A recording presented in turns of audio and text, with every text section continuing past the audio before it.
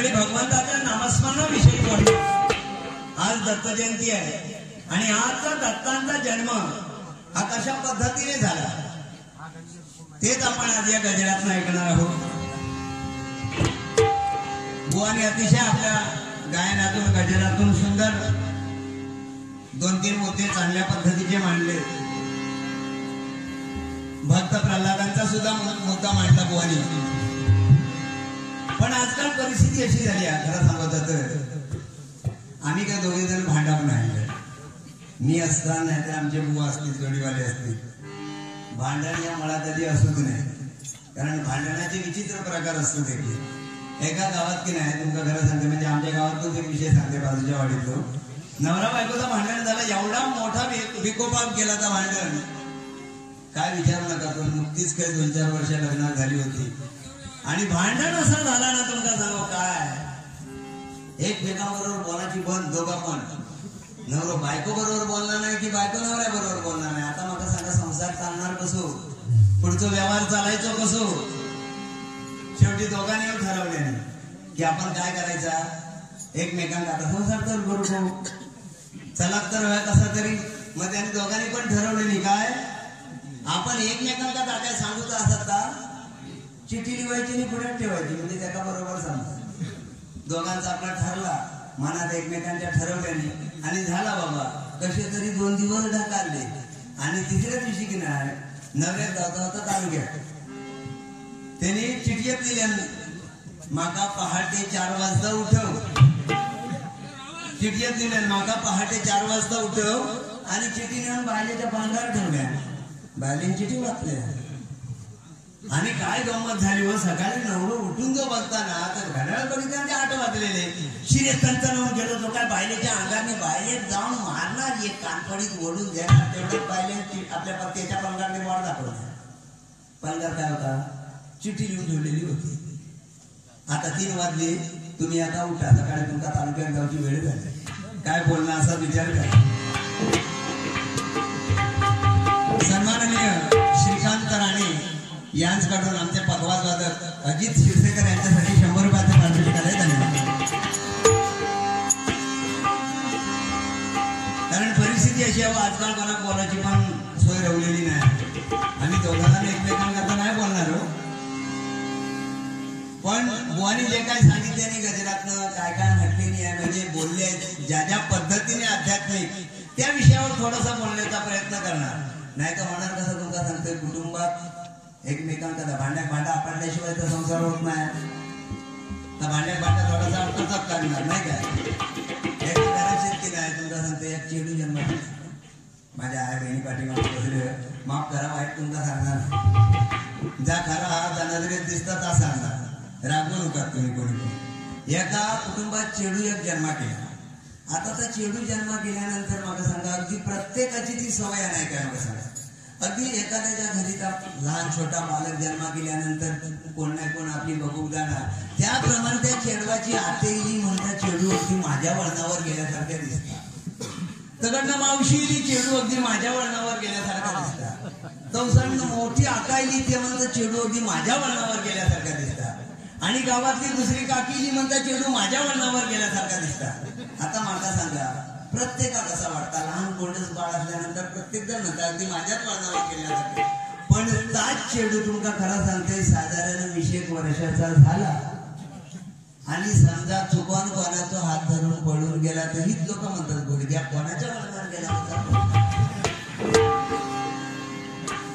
ही परिस्थिती आजकालची। त्यामुळे आम्ही एकमेकांबरोबर भांडणार नाही, भगवंताचं नामस्मरण, दत्तनामाचा महिमा।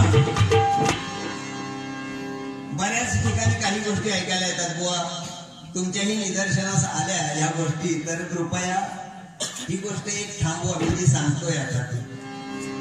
काही जण गाणी लिहितात, प्रत्येकाच्या लक्षात आलं पाहिजे ही गोष्ट, काही जण गाणी लिहितात, एखादी गवळण लिहितात, एखादं असं साधं गाणं लिहितात भगवंताच्या नामस्मरणावर आणि त्याला खाली कवी देतात, एका जनार्दनी। लक्षात घ्या, एका जनार्दनी हे खूप मोठं प्रश्न आहे, एका जनार्दनी एवढी सोपी गोष्ट नाही। सगळ्यांना सांगतो मित्र हो, जे कोण भजनी बुवा असतील ना, तुमच्या निदर्शनाची गोष्ट आली की गाणं लिहिणार स्वतः, एखादी गवळण लिहिणार स्वतः लिहिलेलं गाणं आणि संतांचं गाणं ह्याच्यातला फरक नक्की समजतो. पण त्याच्या खाली शेवट कवी लिहिलेला असतो एका जनार्दनी. एका जनार्दनी ह्याचा अर्थ काय आहे? एकनाथ महाराजांचे गुरुजी जनार्दन स्वामी. एकनाथ महाराजांचे गुरुजी कोण? जनार्दन स्वामी. कारण जनार्दन स्वामींनीच एकनाथ महाराजांना दत्तांचं दर्शन घडवलं आणि एकनाथ महाराज हे सुद्धा दत्तांचेच भक्त होते. मग एकनाथ महाराजांना दत्तांचं दर्शन घडवलं जनार्दन स्वामींनी. माझ्यासाठी एवढं माझ्या गुरुजींनी केलं, मी माझ्या गुरुजींसाठी काय करणार? म्हणून एकनाथ महाराजांनी आपलं नाव टाकण्यापूर्वी त्यांनी जनार्दन स्वामींचं नाव टाकलं. म्हणून कुठल्याही कवीला एकनाथ महाराजांचं ज्यावेळी अभंग असेल, ज्यावेळी गवळण असेल, ज्यावेळी एखादं पद असेल, तर त्याला कवी असाच असणार, एका जनार्दनी. याचं कारण फक्त तेवढंच आहे, त्याने आपल्या गुरूंचं नाव आपल्या सोबत घेतलेलं आहे. कोणीही आपल्या जर नाव लिहिलं, गाणं लिहिलं असेल आणि त्याला एका जनार्दनी केलं असेल, कृपया ती गोष्ट थांबवा. हा संप्रदायाचा विषय आहे म्हणून फक्त तुम्हाला सांगितलं. तर जनार्दन स्वामी हे दत्तांचे भक्त आणि दत्त महाराज जन्माला कसे आले ते या गजरातनं थोडक्यात सांगतो.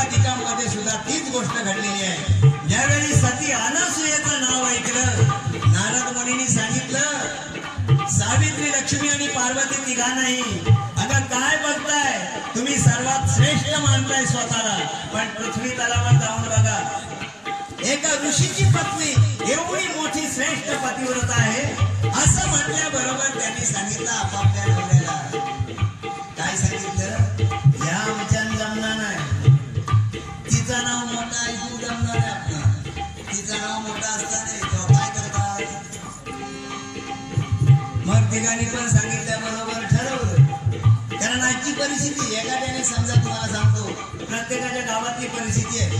एखाद्या चांगल्या सुंदर मुलीने जर आपल्या बरोबर कामावर एखादा जर कोण मुलगा पटवला आणि मुलाबरोबर लग्न केलं आणि त्या मुलीने जर आपल्या नवऱ्याला गावात घेऊन आली फिरायला, ती बिचारी मुलगी गरीबाची असेल तर गावातले आजूबाजूचे लोक काय म्हणणार? नवरा सुंदर आहे, मुलगा सुंदर आहे असं नाही म्हणणार. बाजूच्याला सांगणार हा दिसूक चांगलं लई बेवडं तुला माहिती नाही. ही कुटाळकी करण्यात आपला एक नंबर असतो. दुसऱ्याचं चांगलं झालेलं आपल्याला सहन होत नाही, दुसऱ्याचं चांगलं झालेलं सहन होत नाही. याच्यासाठी या सगळ्या गोष्टी सांगाव्या लागतात. स्वतः कीर्तनकार सुद्धा अशा गोष्टी सांगतात. कीर्तन सांगताना सुद्धा एखादा कीर्तनकार चांगले चांगले दाखले देतो, चांगली चांगली उदाहरणं देतो. आणि एकदा असाच झाला, तुमचा सांगतोय, कीर्तन एका ठिकाणी चालणार होता आणि त्या कीर्तनासाठी पावसाळ्याचे दिवस होते, श्रावण महिन्यातले, आणि त्या कीर्तनासाठी एक गावातलो माणूस एवढं चिकू मागवाडी तुमचा सांगतोय. आज या ठिकाणी भगवंताचं नामस्मरण आहे, दत्त दर्शन आहे, पण पाया पडताना कधी दत्ताच्या पुढ्यात बाबा 5 रुपये किंवा 2 रुपये ठेवीन नाही ठेवला. एवढं चिकू माणूस गावात निपाजलो तुमचा सांगतोय. आणि तो माणूस गाडी नाही केल्या, सायकलही नाही घेतल्या, पायी चालत निघालो कीर्तन ऐकू. का तर खर्च होईल म्हणून, पैसे जाते खिशात. एवढं चिकट म्हणून. आणि मुलांनी जाताना काय झालं तुमका त्याला सांगतोय, हो जाताना पावसाळ्याचे दिवस काय बटाट्याची भाजी खाल्या नव्हती की काय त्यालाच माहिती पडला. अगदी त्याच्यातलं पण पैसे धुवून घेणारा माणूस आणि ताच घडला. वाटेन जाताना खरी ती गोष्ट घडली आणि ते 5 रुपये फेल पडले होते, धुतल्या कळली गेलो. अशी अवस्था झाल्यानंतर आता हो कीर्तनाच्या ठिकाणी जाऊन बघतो, मागणं कीर्तनकार येत होते. कीर्तनकार पण याला संशय, खाई त्याला खवखवे ह्याचा संशय. माता कीर्तनकारानं बघितलं की काय 5 रुपयाचा नाणा धुताना, 5 रुपयाचा नाणा धुताना माता कीर्तनकारानं बघितलं असं याचा संशय. आणि कीर्तनकाराने कीर्तन सुरू केलं. कीर्तनकाराचं कीर्तन अगदी मारे रंगात आल्याबरोबर कीर्तनकाराने एक वाक्य म्हणायला सुरुवात केली, आज मैं एक नवल देखील. कीर्तनकाराने एक वाक्य म्हटलं, काय? आज मैं एक नवल देखील. आज मैं एक नवल देखील म्हटल्याबरोबर गेली 5 रुपये झुंग्या होते की नाही, तो उठानो बरोबर कशात 20 रुपयाची नोट काढल्याने कीर्तनकाराचं आता हे योग्य ठेवा, पण आता पुढचा काय बोला नको.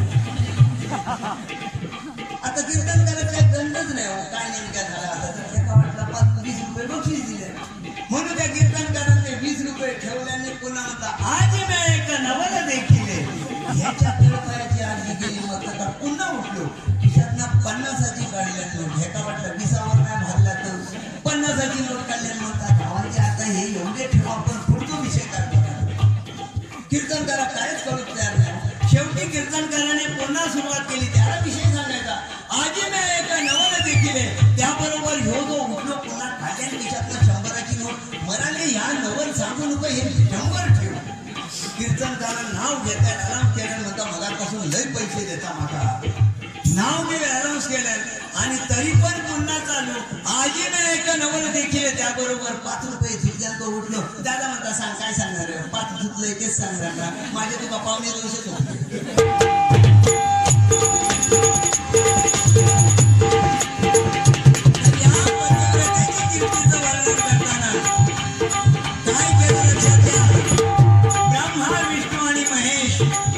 गेले पृथ्वीवर, आता ते गेले अनसुयेच्या दरवाजात.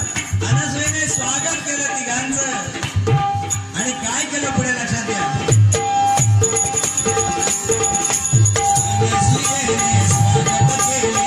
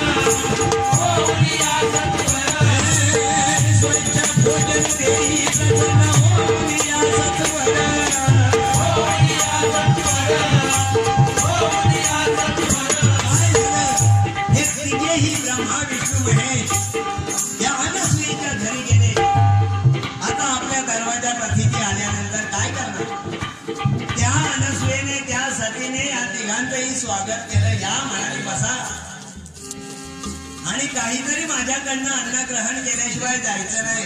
तिने काय केलं, एका ऋषीची पत्नी ती अत्री ऋषींची पत्नी अनसूया तिने काय केलं, अरण्यात राहुटी बांधून राहिलेली तिने काय केलं, कंद मुळं आणून तिच्या पुढ्यात ठेवली. या तिघांच्या एका बाजूने दुसऱ्या पात्रामध्ये फळं आणून ठेवली. आपल्या दरवाजात अतिथी आले, काहीतरी भोजन करून जा. या तिघांनी पण सांगितलं काय, कंद मुळं फळं आम्हाला नको, आम्ही मागू ते जर अन्न आम्हाला देणार असेल तरच आम्हाला अन्न दे, स्वेच्छा भोजन पाहिजे आम्हाला. काय सांगितलं, स्वेच्छा भोजन पाहिजे. आताच्या काळात चालत का, कोणी सांगितलं नाही, एखाद्याच्या घराकडे गेलो तर त्यांनी म्हटलं बाबा येईलच ना दुपारच्या याला जेवणाच्या टायमा घासभर खाऊन जा, आणि जमला तर त्यांनी सांगितलं नाही मी मागितला मागा द्यायचा हरवून पण त्यावेळी तसं नव्हतं. आपल्या दरवाजात पाहुणारा अतिथी आला त्याला रिकाम्या तोंडाने पाठवायचं नाही, बिनमुख होऊन पाठवायचं नाही. परिस्थिती आजकालची आता वेगवेगळी झालेली आहे. कोणावर कोणाचा कधी जीव जडेल सांगू नाही शकत. आमच्या बुवांसारखे सुद्धा असे अनेक गवय्ये आहेत. मग एका म्हातारीच्या शेजारी एक गाणारा माणूस होता. मग ती म्हातारी काय करायची, मनात वाटलं त्या म्हातारीच्या आनंद वाटला, बाजू शेजारी गाणं म्हणता, खूप बरं वाटलं. मग तो माणूस बुवा निघाले जायला, आमचे जोडीवाले नाही फक्त एक विषय सांगतो, बुवा जायला बाहेर कुठे निघाले की म्हातारी बाहेर यायची. म्हातारी दररोज बाहेर यायची आणि भिजवलेले काजू आणि भिजवलेले एवढे एवढे हातावर ठेवायचे. बुवा खुश, काजू बटाटा दररोज म्हातारी देता म्हणजे काय झाले बाबा, महिना गेलो 2 महिने गेले, बुवा आपलं खाऊन ह्याची पण तब्येत टुटुनीत झाल्याबरोबर एक दिवस त्यांनी विचार केला. आज म्हणालो आज एक विचारायचा की माझ्यावर एवढं जीव तू किती म्हणून लावलं. आणि बाबा त्यांनी विचारलं आजी म्हणजे बुवाने विचारले जाताना, आजी माझ्यावर एवढं जीव लावलं तू, माका काजू बदाम देतस तर ठीक आहे, पण ते अगदी भिजवून वगैरे ओले करून का देत. तो सर आजी म्हणतात रे बाबा भिजवून कळशील तुका देव, मी म्हणतो ते काजूने बदाम चबळून चबळून बघते, चावत नाही चावत ते तुका देत. अशी परिस्थिती असतात. आणि आपल्या लोक एखादा तळकट माणूस जो कोणाकडे आता कोणाकडे समजा लगीन असत आणि लगीन एखाद्याकडे असत तर जेवण जेवू गेलो किती जेवण गावठी माणूस साधारण असत असा आळा करीत असा त्याच्यात भातात मारे मस्तपैकी आळा करीत आणि त्याच्यातच आमटी, त्याच्यातच भाजी, लोणचा पण त्याच्यातच, वडू पण त्याच्यातच, आणि सगळ्यात एकदा खाल्या की मग त्याच्या बाजूला जाऊन बसा काय कोणी तो सगळे मिस कॉल. मग अशा वेळी एखादो आमच्या गावातला एक माणूस तुमच्या घरात आमच्या गावातला एक माणूस मुंबईत गेलेलो होतो. लग्नाच्या टायमिंगला लग्न होता आणि लग्नासाठी मुंबईत गेलो. लग्नासाठी मुंबईत गेलेलो माणूस आता मुंबईत गेल्यानंतर त्याला पाहुण्याने म्हटले बाबा इलच मुंबई भेसर पोरगी बघूनच जा. हो पण गुलाम खुश, पोरगी बघून जा म्हटल्या बरोबर हे गुलाम खुश, पोरगी वगैरे बघून झाली. आता म्हणतात जाणारच 2 दिवसात गावात तर पाहुण्यांना भेटून जातं. 2 दिवसांनी गावाला जाणार तर पाहुण्यात भेटून जाते. पाहुणं राहणार 4थ्या मजल्यावर. आता जो दररोज घाटी डोंगर चढणारा माणूस पण सूर्यभाऊ आमच्या मुंबईचे दररोज घाटी डोंगर चढणारा माणूस पण 4थो मजलो जिन्यान चढून जाऊ नाही. आज म्हणता आपण लिफ्टने वरती जायचं आणि गावठी माणूस गुलाम गेलेलो लिफ्टमध्ये गेलो एकटोच होतो. लिफ्टमध्ये गेल्याबरोबर लिफ्टची परिस्थिती आमच्या मुंबईकरांना चांगली माहिती आहे. लिफ्टमध्ये गेल्याबरोबर तो मागसून या चेडूला त्याच्या काकेत मारे परिस्थिती काकेत नाही आपल्या एक बॉटल काढल्या आपल्या अंगावर 5 वेळा पास त्याच्या पण अंगात एकदा उडवल्या पास कर आणि एका दाखवता पॉल 700 रुपये. अरे एका काय करू जाऊ गावात ना गेलेलं बोला त्याला बॉल आणि पॉल काय करू का दुसरा चेडू पण हिला लिफ्ट मध्ये घुसला तरी पण आपल्या पर्समधला काढल्या आपल्या मारल्या 5 वेळा पास महत्वाची गोष्ट होती. 5 वेळा आपल्या मारल्या पास त्याच्या पण एक उडवल्या आणि एका सांगता जास्मिन 8,000 रुपये. मग म्हणता माझा काय घेणं जास्मिन मी म्हणता गावात नाही झालं मलाच म्हणता आपण काय बोललो नाही पण थोड्या काय झाला हो गावात ना गेलेलो गुलाम गेलो तो लग्नाचा एवढा जेवून गेलेलो या दोघांचो पण फर्स्ट 5 वेळा ऐकलेला आणि तुला मग काय होतं तुला सांगतं 3 जण भूतू गेल्याबरोबर लिफ्टचा दरवाजा बंद. आतली हवा आतली बाहेरची हवा बाहेर आणि मग काय विचारतात ह्या दोघांनी केलेला नव्हता 5 वेळा पास ह्या गुलामाने एकदाच केला. ह्या गुलामाने एकदाच केल्याने झाले 10 रुपये किलो बटाटे.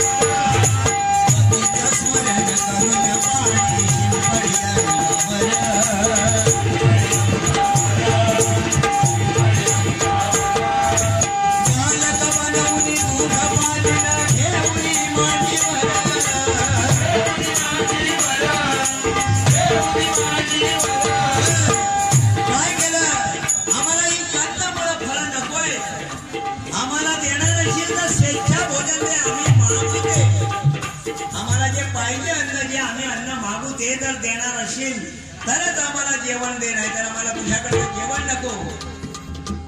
शेवटी अनसुया म्हणाली ठीक आहे बाबा तुम्हाला काय पाहिजे ते मागा. काय सांगितलं अनसुयाने तुम्हाला काय पाहिजे ते मागा. त्याबरोबर त्यांनी काय सांगितलं शेवटी तिघेही ब्रह्मांडातील चालक पालक मालक गेलेले ब्रह्मा विष्णू महेश त्यांनी काय सांगितलं विवस्त्र होऊन जर आम्हाला भोजन देणार असेल काय सांगितलं विवस्त्र होऊन भोजन देणार असेल अंगावर वस्त्र न ठेवता आम्हाला जर भोजन देणार असेल तरच आम्हाला भोजन दे. शेवटी अनसुया ही महापतिव्रता होती. तिने काय केलं त्या तिघांची अट मान्य केली. त्यानं सांगितलं चालेल तुम्हाला तशा पद्धतीतही भोजन देणार आणि गेली आतमध्ये पतीच्या कमंडलूतलं पाणी घेतलं. पतीचं स्मरण केलं आपल्या नवऱ्याचं आठवण केली नवऱ्याची कारण नवऱ्याची आठवण ही महत्वाची आहे सगळ्यात.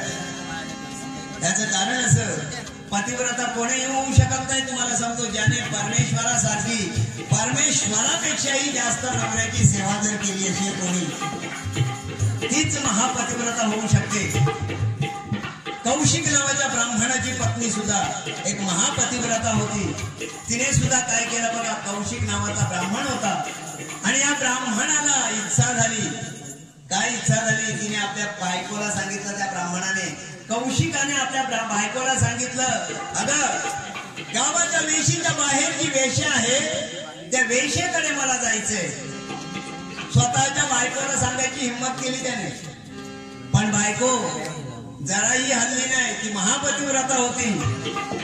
तिने काय केलं नवऱ्याची इच्छा आहे ना नवऱ्याची इच्छा आहे पण दिवसा ढवळ्या नाही न्यायचं. लोक विचारतील याला नेतीस कुठे कारण कौशिकी ब्राह्मण हा त्याच्या पूर्वजन्मीच्या कुष्ठरोगी झाला होता. तो कुष्ठरोगी असून सुद्धा बायको त्याची सेवा करत होती, मनोभावे सेवा करत होती बायको. त्या कुष्ठरोग्याची आणि त्या कुष्ठरोग्याने काय सांगितलं, गावाच्या वेशीच्या बाहेर जी वेश्या आहे तिच्याकडे आज मला जायचंय. बायकोने अंधार कधी पडतो याची वाट बघितली. स्वतःच्या नवऱ्याला खांद्यावर घेतलं आणि काळोखातनं निघाली. त्या वेशीकडे आपल्या नवऱ्याला नेऊन पोचवायचंय. किती मनात कठोर मन असेल तिचा विचार करा. शेवटी जाताना तिने काय केलं, जाताना काळोख होता आणि तिथल्या राजाने त्या गावातल्या काही ऋषी मुनींना चोरी केल्या प्रकरणावरनं सुळाला दिलं होतं. आता सुळावरची भाषा कशी आहे, सुळाला देणं म्हणजे काय, लगेच माणूस मरत नाही. सुळाला माणसाने सुळाला द्यायचं म्हणजे काय करायचं, सूळ असतो असा बारीक टोकाचा, त्याच्यावरती त्याला ठेवायचं. तो हळूहळू वेदना होऊन माणूस खाली बसतो आणि त्या वेदनेमध्ये तो माणूस अक्षरशः मरून जातो. त्याच्यामध्ये मांडव्य नावाचे ऋषी होते. कोण? मांडव्य नावाचे ऋषी होते. त्या मांडव्य नावाचा ऋषीला सुळावर दिलेलं होतं. आणि ह्या बायकोने, कौशिकाच्या बायकोने आपल्या ब्राह्मणाला नेताना चुकून काळोखात त्या पाय कौशिकाचा लागला त्या मांडव्य ऋषीला. एक तर वेदनेने व्याकुळ झालेला मांडव्य ऋषी पाय लागल्याबरोबर जोरात ओरडला, अरे मला कोणी लाथ लावली, ज्याने कोणी मला आता लाथ लावली तो सूर्योदय उगवल्या बरोबर, सूर्योदय झाल्या बरोबर मरून पडेल. त्या ब्राह्मणाच्या बायकोने ते ऐकलं आणि ती महापतिव्रता होती ब्राह्मणाची बायको. तिने सांगितलं, अरे एवढं म्हणतोयस ना, माझ्या पतीचा पाय लागला तुला आणि माझा पती जर सूर्योदय झाल्याबरोबर मरण पावणार असेल, मी बघते सूर्योदय कसा होतो ते. आणि त्या पतिव्रतेने सूर्याला हात जोडलेले सांगितलं, सूर्यदेवा तू जर उगवलास तर माझा पती मावणार आहे. मी सेवा करते, ती माझ्या पतीची सेवा करते आणि निष्ठेने सेवा करते. सूर्यदेव उगवायचे थांबले. पातिव्रत्य किती श्रेष्ठ असेल लक्षात घ्या. सूर्यदेव उगवायचे थांबले, सूर्य अजिबात उगवले नाही. 2 दिवस गेले, 4 दिवस गेले, 8 दिवस गेले. शेवटी देवांनी मीटिंग बसवली. काय झालं, पृथ्वीवर संपूर्ण काळोख का, अंधार का. शेवटी नारद मुनींनी सांगितलं असं घडलंय. मग आता ह्या महापतिव्रतेला समजावणार कोण. शेवटी अनसुयेकडे आले. सगळ्या देवांनी अनसुयेला सांगितलं, माते आता त्या महापतिव्रतेने सर्व ब्रह्मांडाचे व्यवहार सांगावून टाकले, तिला आता तूच समजा.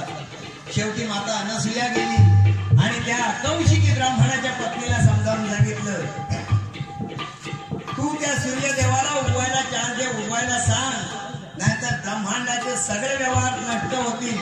तिने सांगितलं, माझा नवरा मरण पावेल.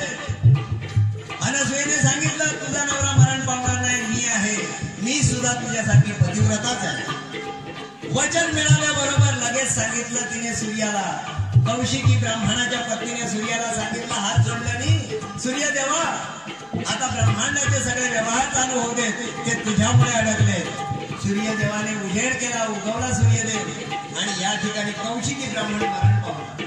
पुढे काय, शेवटी अनसुयेने सांगितलं, मी ज्या माझ्या पतीची सेवा करते त्याचा अर्ध पुण्य देते, पण हिचा नवरा जिवंत करून द्या. तात्काळ त्या कौशिकी ब्राह्मणाला यौवन रूप आलं आणि मग तो देखील जिवंत झाला. हे केवळ पातिव्रतेचं सामर्थ्य आहे. आणि यासाठीच अनसुयेच्या घरी ब्रह्मा विष्णू महेश गेले. सांगितलं, अंगावर वस्त्र न ठेवता आम्हाला भोजन दे. काय केलं, कमंडलूचं पाणी घेतलं आणि मग तिघेही अगदी हसत खेळत राहिले. कसे, लक्षात घ्या.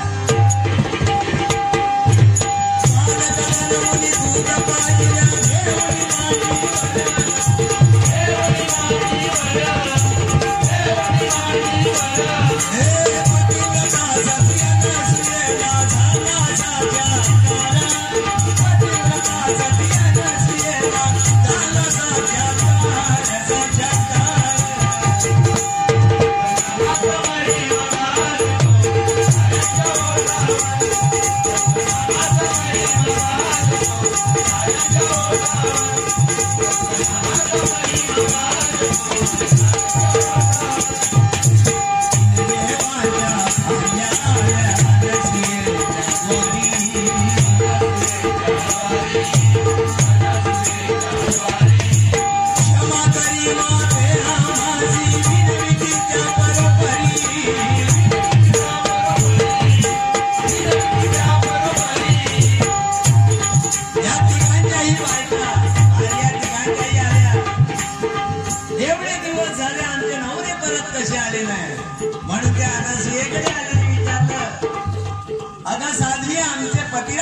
तिच्याकडे आले. ती म्हणाली नाही, माझ्याकडे फक्त 3 बालक आहेत, त्यातले जर तुमचे नवरे असतील तर घेऊन जा.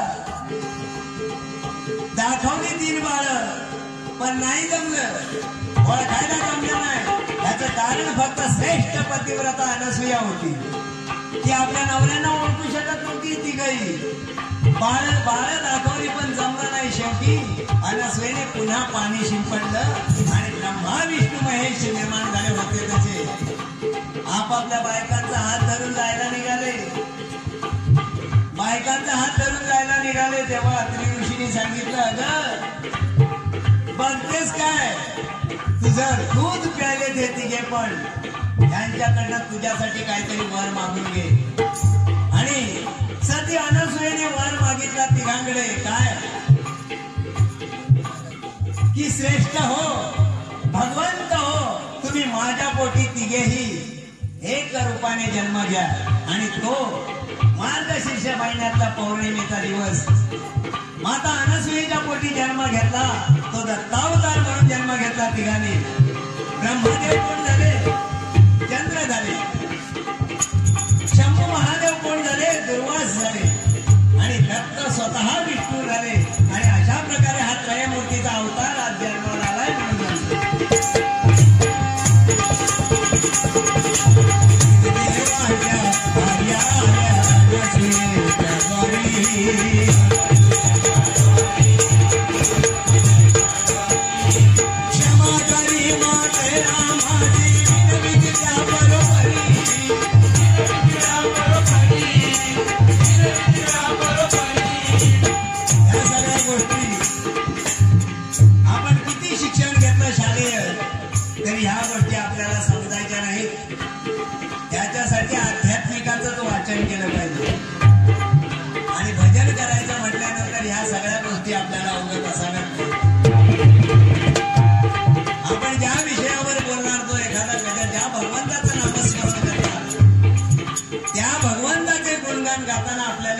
गोष्ट माहिती नसेल तर ते करून वियोगच का. त्याचं कारणच असं आहे, आता काही शिक्षणही भरपूर झालंय, इंजिनिअरिंग कॉलेज सुद्धा भरपूर आहेत, आपल्याकडे शिकलेली मुलं सुद्धा भरपूर आहेत. आपल्याकडे तो कोकणातला एक माणूस, तर कोकणातला एक माणूस इंजिनियर झालेलो इंटरव्ह्यू साठी मुंबईत गेलो. मुंबईत गेल्यानंतर इंटरव्ह्यू घेताना साहेबांनी ते का सांगितल्याने, बाळा मी तुका फक्त 2च खैलो होतो विचारल्याने. बाळा खैलो होतो? तो म्हणाला कोकणातलो. मग कोकणातलो नेमको खैलो? खैले तालुक्यातलो? तो म्हणालो सिंधुदुर्गातलो. अरे वा म्हणाले, हरकत नाही, मी तुला 2च प्रश्न विचारणार. आता इंटरव्ह्यू गेलेलो पोरगो इंजिनियर झालेलो होतो, पण महत्वाची गोष्ट होती तू कोकणातलो होतो. ते का साहेबांनी पहिला प्रश्न विचारला, बाळा सांग अशी कोणती गाडी आहे जिला 2 चाक आहे? म्हणायला लागलो बाईक. म्हणालो बाईक नाही, होंडा बाईक. साहेबांनी सांगितलं नुसती बाईक नाही, होंडा बाईक. आता कोकणातलो पोरपतीची ट्यूब पेटली लगेच. साहेबांनी दुसरा प्रश्न विचारला नाही. म्हणालो तुझा पहिला प्रश्न फुकट गेलो. साहेबांनी दुसरा प्रश्न विचारला, मला सांग अशी कोणती गाडी आहे जिला 4 चाक आहे?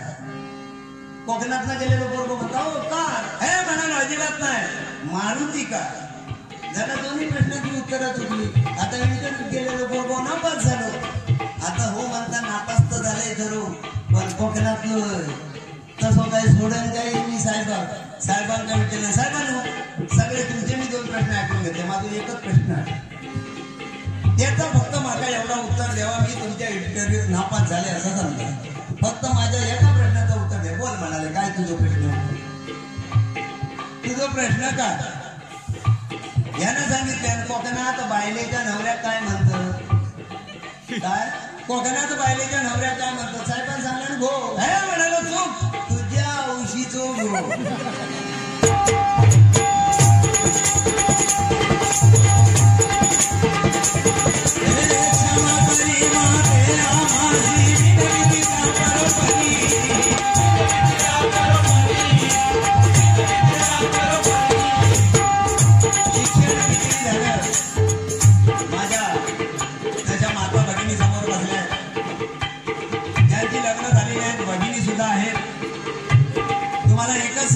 भजनाच्या माध्यमातून